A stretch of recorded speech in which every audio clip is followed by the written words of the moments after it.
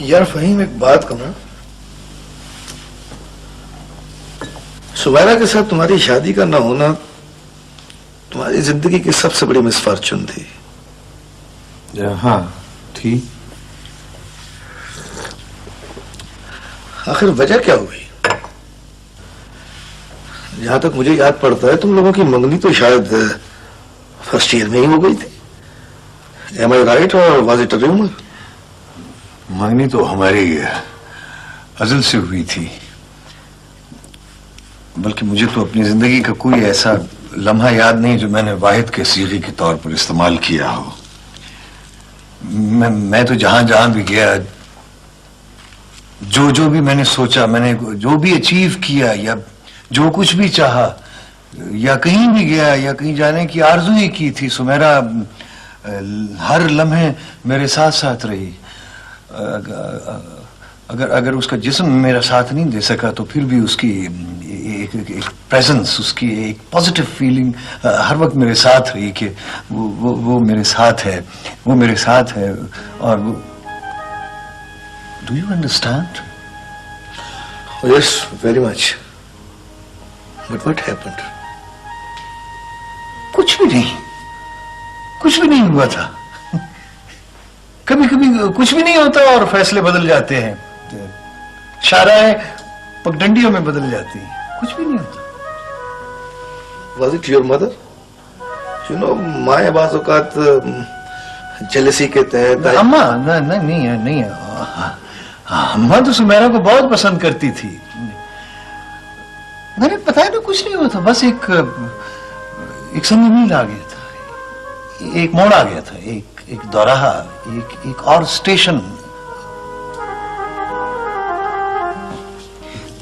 Excuse me.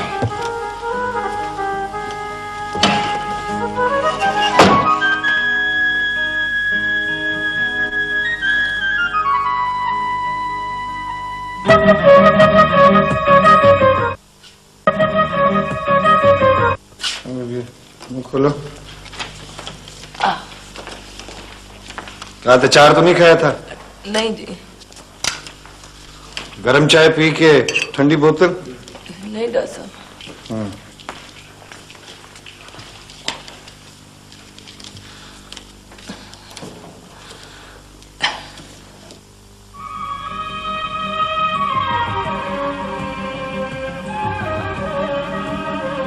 अम्मी, आप किससे अपना इलाज करवा रही हैं? इसके हाथ में तो शिफा नहीं है।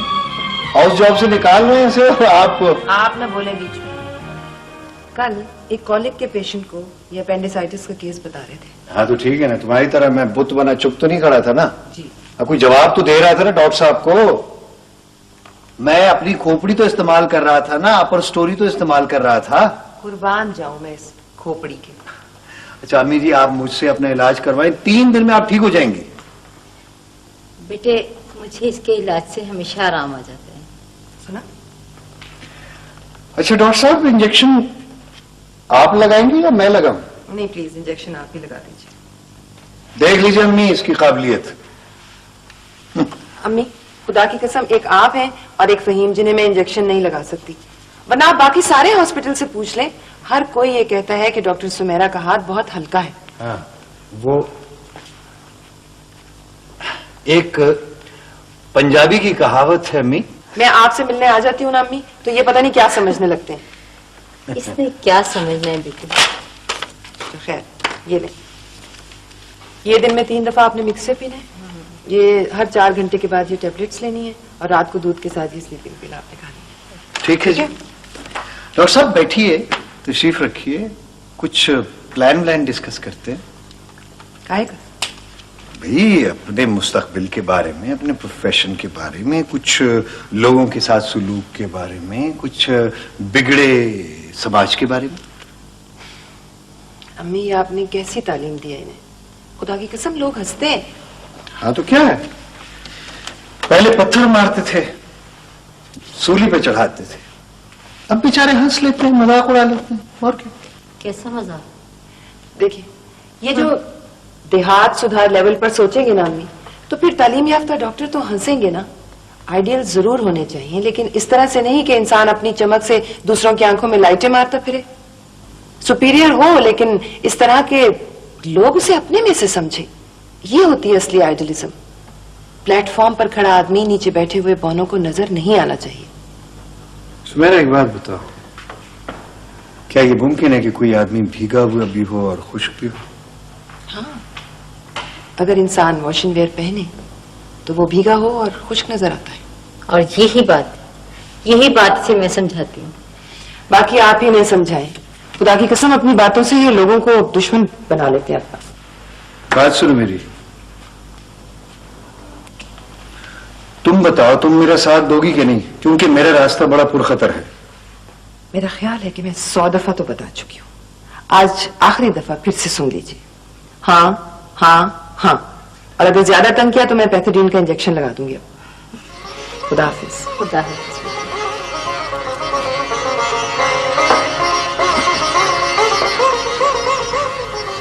वहीम बेटे, जी अम्मी। तू माशाल्लाह पढ़ा लिखा है, डॉक्टर है, तुझे मैं क्या समझाऊं?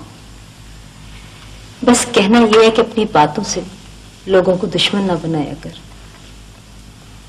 देखो बेटे, मैंने 25 साल तक सर्विस की है, छोटे बड़े मुख्तलिफ स्कूलों में पढ़ाया है, लेकिन कभी कोई पार्टीबाजी नहीं की, किसी हेडमिस्ट्रेस को हथे नहीं चढ़ाया।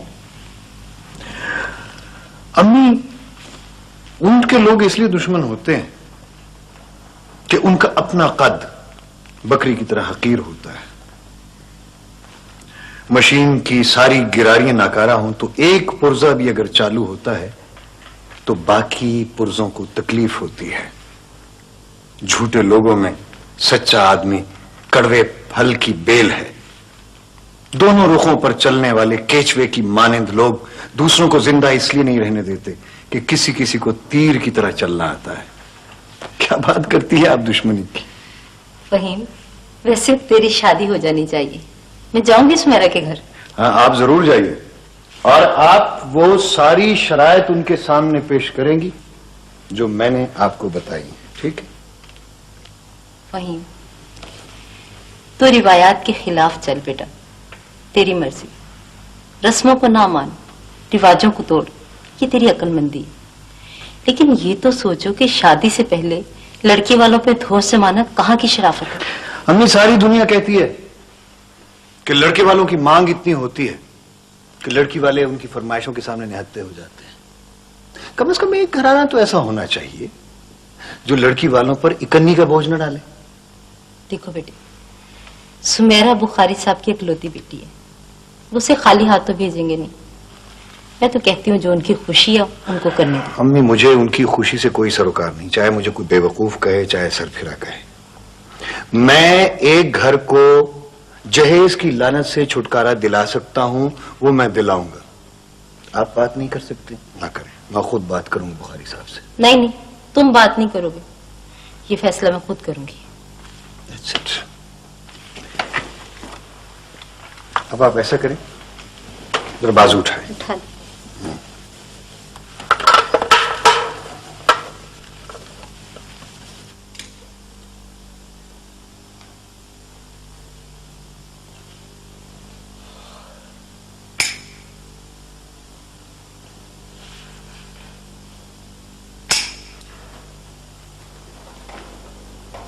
आप परेशान न हो और गैर जरूरी तफसीलात में न जाएं।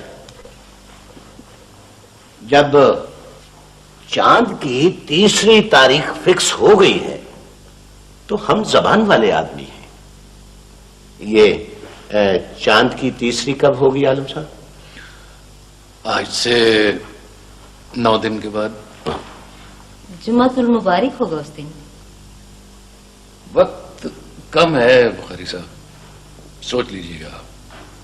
देखिए, कार्ड छपने में 1 हफ्ता लग जाएगा और फिर 2-3 दिन का नोटिस जो है वो मेहमानों को भी मिलना चाहिए। यही तो आपको मैं बता रही हूँ कि कार्ड बार्ड नहीं छपेगी। क्या मतलब? देखिए, कार्डों की कोई जरूरत तो नहीं है। आप अपने पैड के कागज पे अपने दोस्तों और रिश्तेदारों को लिख दें कि बस वो। आप हमारे इंतजामात के लिए वरी न करें। आप अपने घर में मुख्तार हैं, कार्ड छपवाएं ना छपवाएं आपको इख्तियार है। बात ये बुखारी साहब के मैंने अपने फहीम की तालीम दरसी किताबें पढ़कर मुकम्मल की है। मैं बेवा औरत थी, ज्यादातर बोर्डिंगों में रही या फिर ऐसे बंद बंद घरों में जहां ज्यादा लोगों का आना जाना नहीं होता। इसीलिए मेरा फहीम ज्यादा लोगों से मिला जुला नहीं है। वो समझता है कि अब मैं कैसे समझाऊं आपको। जी जी, फरमाइए फरमाइए फरमाइए। हम समझने की कोशिश कर रहे हैं, आप कहिए ना। देखिए, वो चाहता है, बल्कि उसका ख्याल है कि लोग चाहते हैं कि उन्हें इस दलदल से निकाल के साफ, शफाफ, मुअत्तर और खुली रोशन जिंदगी अता होनी चाहिए। मगर शायद ऐसा करने वाला कोई इंसान नहीं है। वो अपने असूलों, वैल्यूज को आज भी उसी तरह मानते हैं जिस तरह 5वीं जमात का बच्चा। वरना अगर वो ज्यादा लोगों से मिलता जुलता तो उसे पता होता कि असूल परस्त तो सभी लोग होते हैं, बस रंग सबके अपने अपने होते हैं। अब देखिए ना, किसी का पारा 100 पे जाके ठहरता है और किसी का 116 पे।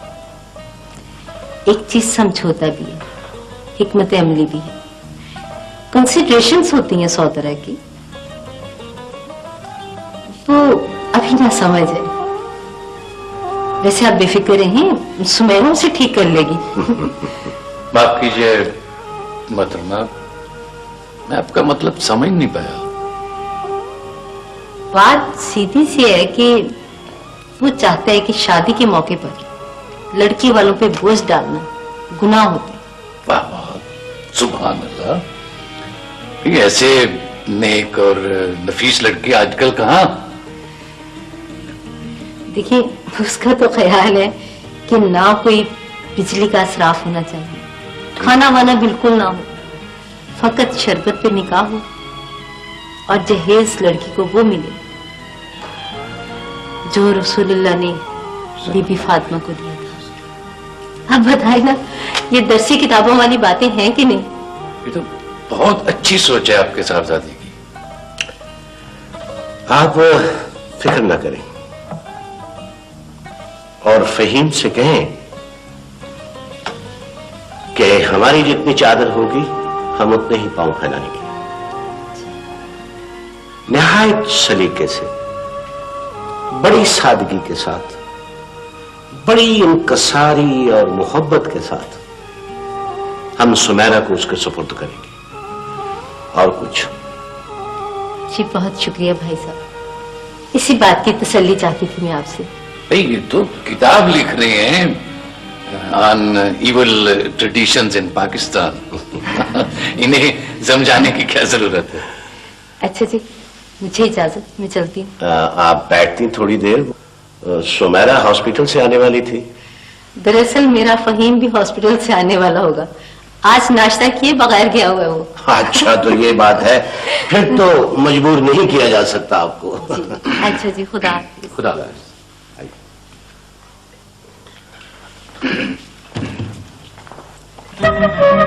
जहेज आपके और इनके दरमियान कोई मसला है ही नहीं, आप अफोर्ड कर सकती हैं, जितना चाहें आप दें। आपकी अकलौती बेटी है और किसी की इसमें हक़-तलफ़ी नहीं होती है। अस्सलाम वालेकुम। वालेकुम सलाम। वो जी, हमारा बेटा तो पूरा डॉक्टर बन गया है। अच्छा बेटे, वो फहीम की वालदा आई थी तारीख मुकर्रर करने के लिए। बुखारी साहब, कोई बात नहीं भाई, हमारी बेटी वो नहीं है कि दांतों में उंगलियां देके शर्माने लगे। बेटे, आज से ठीक 9 रोज बाद जुमे का दिन तय पाया है। और हाँ, वो गदा फहीम मिले तो उसे कहना कि हमें समझाने की कोशिश न करे। हम खुद किताब लिख रहे हैं पाकिस्तान की फरसूदा रसूमात के खिलाफ। आज से कभी मेरे साथ रेड लाइट एरिया में चलेगा तो मैं आपको दिखाऊं कि what is mystery, what is depression. मैं आपको सोसाइटी का नाज़ून। अंकल साहिबान कहाँ हैं और वो उनके हमजाद आलम साहब? क्यों? अम्मी जान कुछ घबला कर गई हैं, अच्छी तरह से कील ठोंक कर नहीं गई। शादी हो रही है, खिड़कियां दरवाजे नहीं फिट हो रहे जनाब। तुम आइडियलिस्ट नहीं हो ना, लड़कियों को होना भी नहीं चाहिए, उन्होंने बच्चे जो पालने होते हैं। लेकिन तुम जानती हो कि मेरे अंदर कैसी आग लगी हुई है, मैं क्या क्या करना चाहता हूं, क्या क्या कुछ।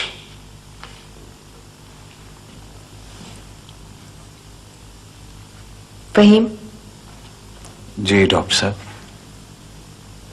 देखो, अब सीधी सड़क के दरमियान पहाड़ ना खड़े कर देना अपनी नादानियों से। कैसी नादानियां? यही जो पख तुम लगा रहे हो कि कोई रसूमात नहीं होंगी, जहेज नहीं होगा, खाना पकाना नहीं होगा, कोई हल्ला गुल्ला नहीं होगा। मैंने हल्ला गुल्ला से कब मना किया है? देखो, अब्बा जी खुद भी बहुत सादगी पसंद है ना? कोई भी चीज हद से बड़ी हुई नहीं होगी। सुमेरा, तुम मुझे ये बताओ कि तुम्हें क्या क्या चाहिए, क्या क्या कुछ चाहिए तुम्हें? बताओ। मुझे 2 ओवरऑल चाहिए, 2 थर्मोमीटर्स चाहिए, 2-3 साड़ियां अगर हो जाएं वॉश एंड वेयर की, 2 कंफर्टेबल से जूते, कुछ सिरिंजें वगैरह और ब्लड प्रेशर के ऑपरेटर्स, बस ऐसी ही चंद चीजें।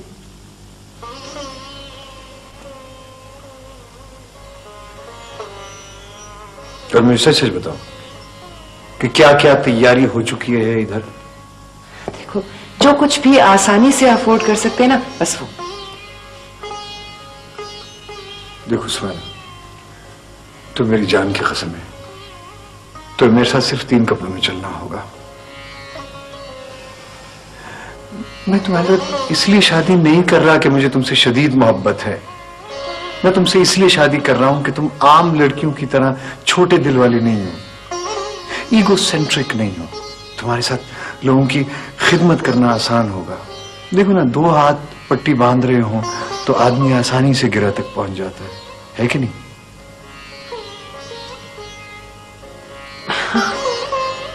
शायद।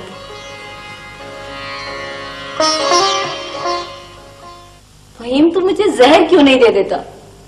जैसी मेरी सेहत है ना, चुटकी भर काफी होगा। अम्मी, अब समझने की कोशिश क्यों नहीं करती? देखो फहीम बेटे, तुमने ब्रिज नहीं खेली, लेकिन मैं तुझे बताती हूँ कि कुछ खिलाड़ी शेखी में ओवरबिट कर देते हैं। उनके पास दूसरों के पत्ते नहीं होते, लेकिन वो ग्रैंड स्लैम की स्कीमें बनाती हैं। मैं शेखी में गखड़ नहीं जा रहा, मेरे दिल में आग सी लगी है। लेकिन बेटे, परसों रात तेरी मेहंदी है और तू आज सुमेरा आपकी तरह तो नहीं है। मेरी तरह ना सही, अब वो आखिर है तो लड़की। क्या सोचेगी कि उसका दूल्हा गखड़ चला गया, गखड़ के भी नवाही इलाके में, हैजे के मरीजों को एपिडेमिक से बचाने। बेटे, कोई और डॉक्टर नहीं जा सकता। ओहो, कंटिंजेंसी कम है, इमरजेंसी ज्यादा है। तो शादी के बाद चले जाना, सुमेरा को भी साथ ले जाना। तो बताओ, 1 घंटे में न जाने कितनी जाने तंग हो जाए, आप 72 घंटों की बात कर रही हैं। फहीम बेटे, अकेला चना क्या भार झोंकेगा? देखो बेटे, मुझे पता है तुम नेक नीयत हो, बहुत कुछ करना चाहती हो, लेकिन इस मुआशरे के दुख एक आदमी नहीं समेट सकता, और एक ही दिन में भी नहीं सिमट सकते। आप अपनी जो चाहे कहें, जिस तरह चाहे रोकें, लेकिन मैं अपनी शादी को एपिडेमिक पर तरजीह नहीं दूंगा। This is clear. देखो बेटे, अकल को हाथ डालो। मैं कोई शादी से इनकार तो नहीं कर रहा, मोहलत मांग रहा हूं सिर्फ 15, 20, 25 दिनों की। अब बुखारी साहब से बात तो करें, नहीं तो मैं उनसे अर्ज कर देता हूं। बेटे, वो लड़की के बाप है, कुछ मसलहत से सोचो। आप लोग, ये आपकी जनरेशन क्या चीज है? मसलहत, दूर अंदेशी, बेहतरी, ये क्या क्या ढालें ईजाद कर रखी हैं आप लोगों ने अपनी झूठ, बददियांती और रियाकारी को महफूज करने के लिए। फहीम, ये क्या कह रहे हो तुम? पहले तोलो फिर मुंह खोलो, सच को आंच नहीं, नेकी कर दरिया में डाल। इतने सारे मुहावरों का झक्कड़ क्यों चला रखा है आप लोगों ने? ये कैसी मीरास छोड़कर जा रहे हैं आप हमारे लिए, जो नवादरात की तरह सिर्फ सजने सजाने की काबिल होती है? आपने क्यों किया मुझ पर इतना जुल्म? किस लिए? मैं आपका बेटा था, कोई दुश्मन तो नहीं था, आपकी बेवड़ी का सहारा था मैं। फिर क्यों किया आपने मुझ पर इतना जुल्म? किस लिए? आपने मुझे ऐसी वैल्यू से प्यार करना क्यों सिखाया जो मशरूत थी? आपने मेरे हाथों में उसूलों की वो तलवार क्यों थमाई जो दीमक ज़दा लकड़ी की तरह बोदी थी? आपने मुझे माशरे के लिए जोकर क्यों बनाया? आप तो जानती थी इतना बड़ा माशरा है हंसने के लिए, फिर भी आपने मुझे उन उसूलों से प्यार करना सिखाया जो न कहीं है न कहीं होंगे। क्यों लिया आपने मुझसे ये बदला? क्यों लिया आपने? किस लिए? किस लिए? किस लिए?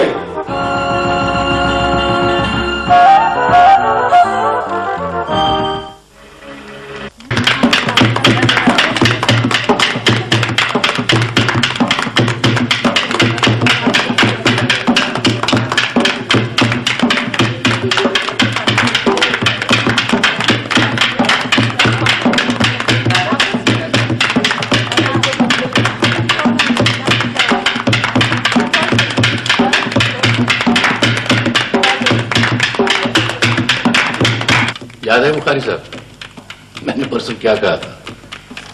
हाँ याद है, पर मेरा अंदाजा यही था। आप मेरे से बात करें आलम साहब, क्या अंदाजा था आपका? बरखुरदार में इनसे ये कह रहा था कि तुम उन दिलों में से नहीं हो जिनमें तेल होता है। जी, हर चीज की एक हद होती है, एक वक्त होता है।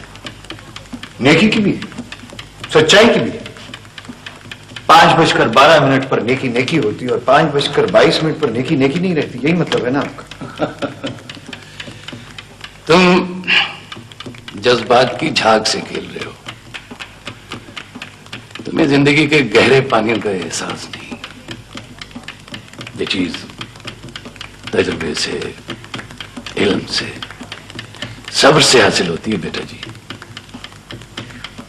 मुझे ऐसा इल्म नहीं चाहिए, ऐसा तजुर्बा, ऐसा सब्र नहीं चाहिए जो रंगदार ऐनक की तरह हर चीज को एक ही रंग में रंग दे। बेटा, अब कार्ड बढ़ चुके हैं, शादी की तैयारियां हो रही हैं, पूरे शहर में हमारी इज्जत है। अगर तुम शादी नहीं करना चाहते तो ये और बात है। ये मुफ्त की जग हंसाई हमें पसंद नहीं। बिल्कुल। मैं बारात में 5 आदमी ला रहा था, यही तय था। मैं, मेरी अम्मी और 3 दोस्त। तो ठीक है, मैं आधे घंटे में उनको ले आता हूं। आप निकाह का बंदोबस्त करें। खुदा, तुम एक रिटायर्ड हेड मिस्ट्रेस के बेटे हो और बुखारी साहब से आधा शहर वाकिफ है। अब एक आधे घंटे में किस को पकड़ कर लाएंगे? तो फिर ठीक है, मेरी वापसी तक इंतजार करें। अच्छा जी, मैं देखूंगा, अगर सूरत हाल बेहतर हो गई तो मैं बीच में ही आ जाऊंगा। हैजे के बाद चेचक की वबा फैलेगी, फिर तूफान आएगा, फिर तुम टीबी की मुहिम पे निकलोगे। मियां साहबजादे, हमें सुमेरा बेटी के लिए दूल्हा चाहिए, कोई खुदाई फौजदार नहीं चाहिए।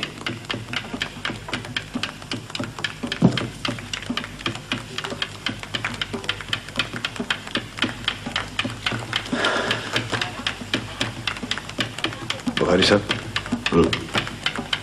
मैं सुमेरा से मिल सकता हूं? हाँ।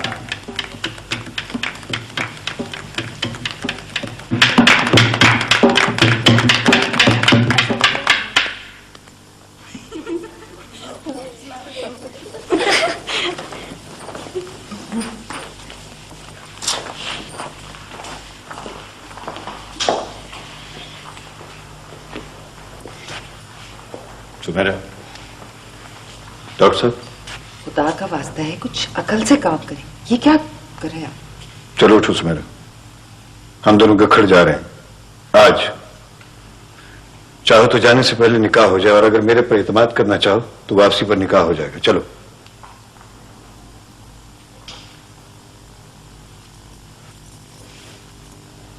वही मैं फर्ज और मोहब्बत की जंगमंग का कोई फिल्मी मसला खड़ा नहीं करना चाहती, लेकिन आज तुम्हें चुनना पड़ेगा, मुझे या अपनी इस हठधर्मी को।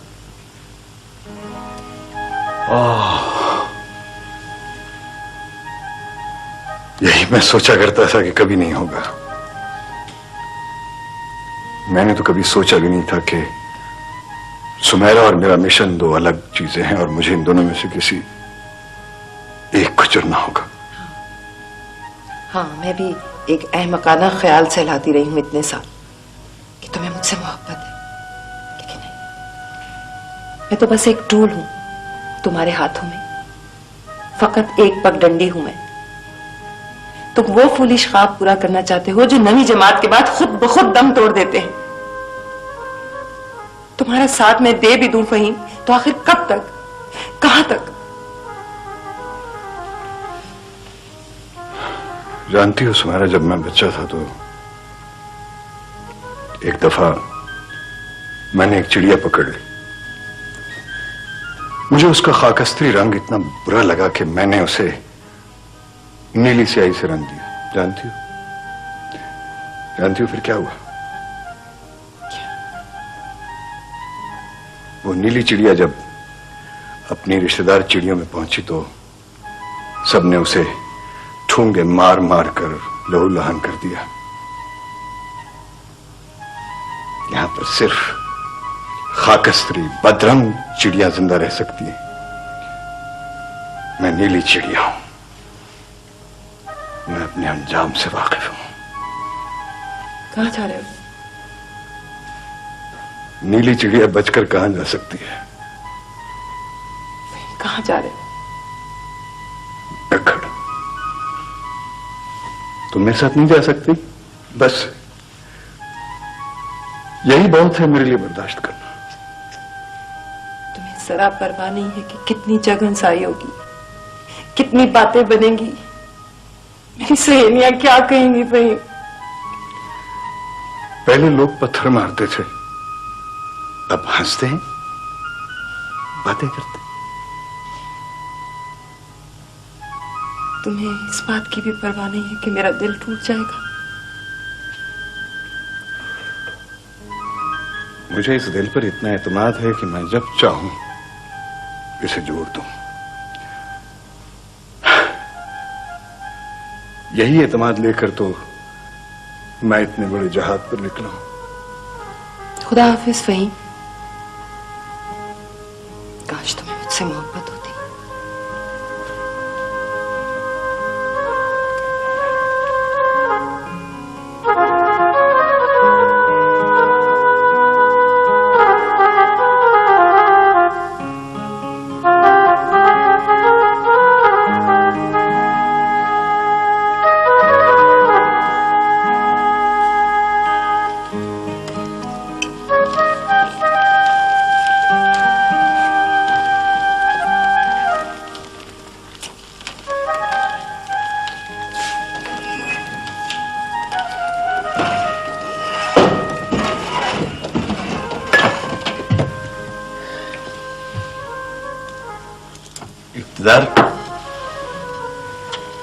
जब पानी के बुलबुलने में उसके ख्वाबों की हवा भर जाती है तो वो खुशी से पानी की सतह के ऊपर आ जाता है, लेकिन जब वो अपने इर्द गिर्द हजारों बुलबुलों को दम तोड़ते हुए देखता है तो अपना पैराशूट खोल देता है और उसकी आइडियलिज्म की हवा उसमें से निकल जाती है और वो पानी की सपाट सतह के बराबर हो जाता है।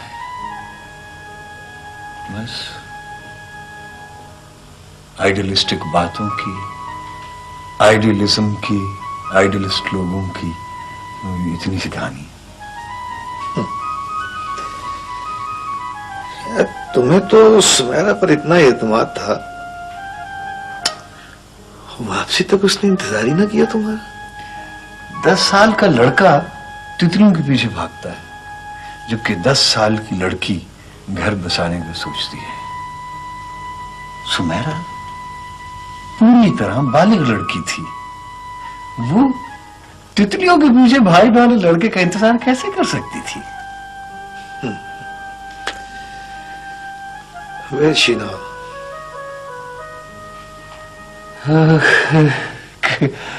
कराची में। शुरू में उसने एक मिशनरी हॉस्पिटल में काम किया, फिर उसके बिजनेसमैन शौहर ने उसको समझा लिए, या शायद वो खुद ही समझ गई। उसने फिर काम नहीं किया। Okay, doctor. Thank you very much for a nice cup of tea. You're welcome. It's getting late. I better buzz off. मैं आऊंगा तुम्हारी होटल तुमसे मिलने। Oh, you are. Take care. खुदा हाफिज।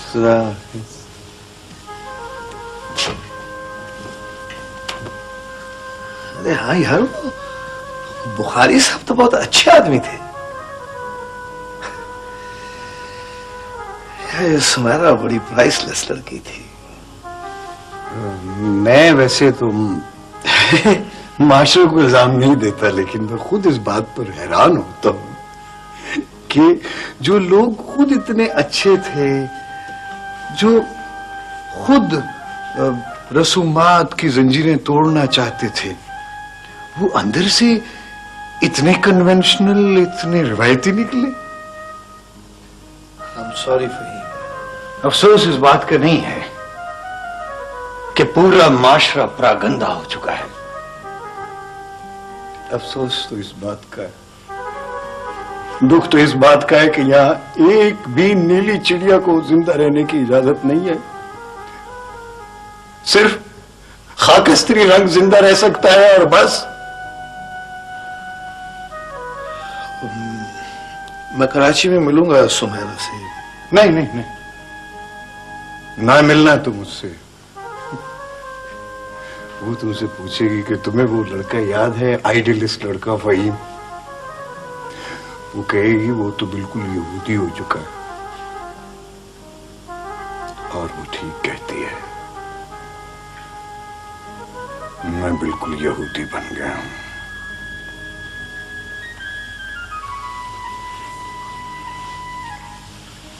खुदा हाफिज डॉक्टर फहीम।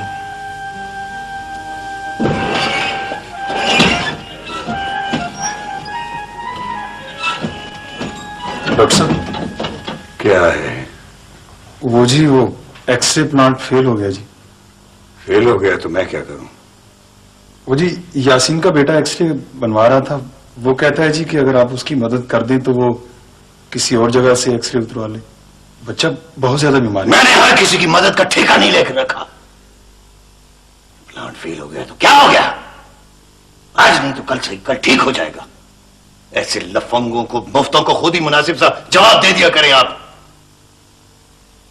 मैंने उसे सिर्फ अपने प्लांट पर एक्सरे कराने की इजाजत दी थी, इसलिए नहीं कहा था कि वो किसी और क्लिनिक पर जाकर हमारे पैसे खर्च करे। उनसे कह दो, जाके कह दो उसे कि हम भी इंसान हैं, हमारे साथ भी पेट लगा हुआ है। जाओ।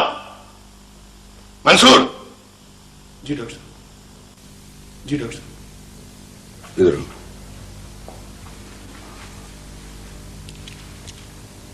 जरा गौर से मेरी आंखों में देखो। जी सर। गौर से देखो, कहीं तुम्हें इनमें दो आदमी तो नजर नहीं आ रहे। तुमने डॉक्टर जेकिल एंड हाइड की कहानी तो पढ़ी है? जी हाँ, तो फिर गौर से देखो ना। तुम्हें दोनों में, दोनों आंखों में वो दोनों नजर तो नहीं आ रहे।